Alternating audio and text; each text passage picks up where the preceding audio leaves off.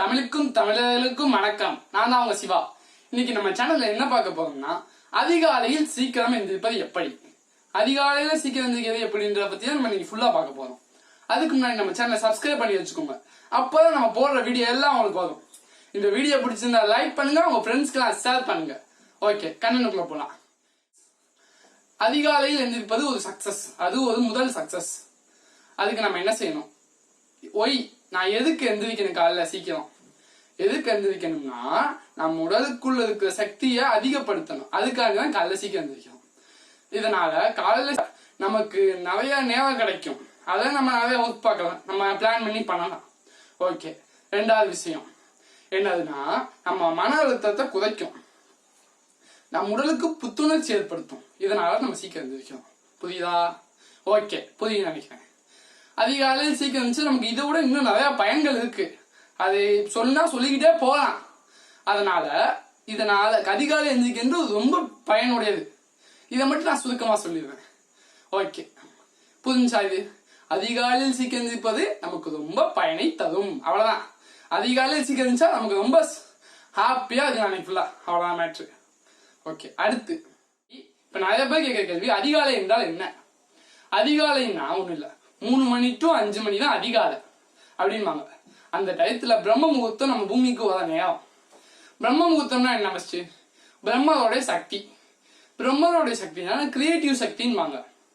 அந்த கிரியேட்டிவ் சக்தியில நேரத்துல அந்த 3 மணி to 5 மணிக்குள்ள நம்ம தியானம் பண்ணோம், இல்ல எக்ஸசைஸ் பண்ணும் போது நம்ம உடலுக்குள்ள இந்த சக்தி பாயும் பொழுது நமக்கு அந்த சக்தி இன்னும் கிடைச்சு நம்ம கிரியேட்டிவ் ஆக முடியும்.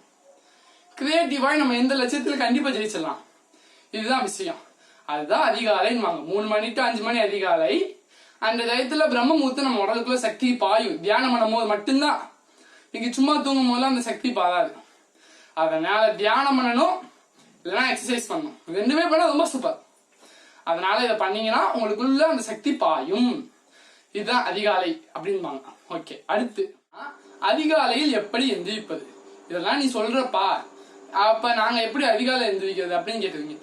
வாழ்க்கையில சக்சஸ் ஆகிறதுக்கு முதல் விஷயமே அதிகாலை எந்திரிக்கிறது நீ சொல்ற, ஆனா எங்களால எந்திரிக்க முடியலையே அப்படின்ற.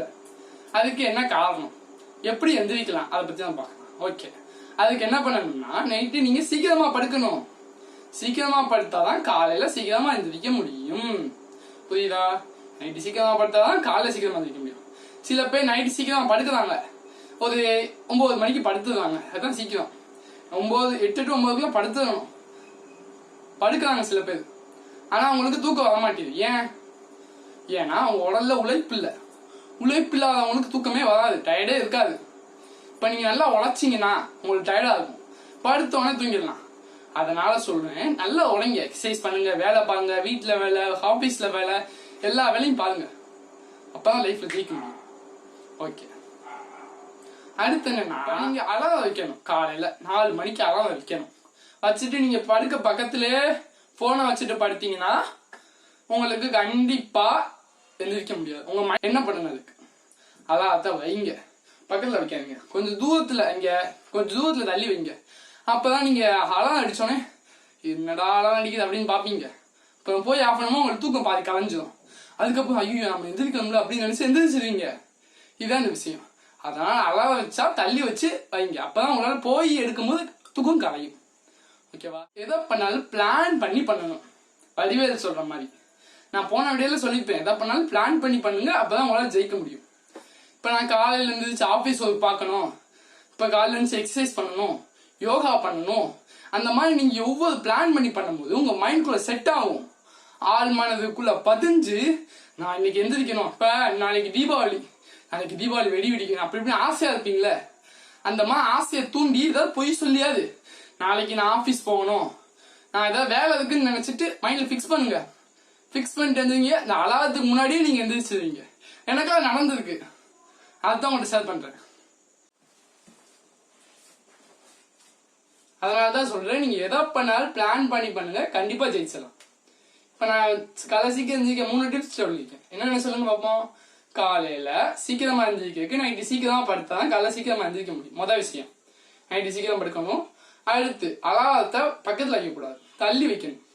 அப்பதான் நீங்க போய் எந்திரிச்சு ஆஃப் பண்ணும் போது உங்களுக்கு தூக்க காலம் தெளிஞ்சிடும். அடுத்து மூணாவது, நீங்க என்ன இப்ப எதுக்கு எந்திரிக்கணும்ன்ற பிளான் பண்ணணும்.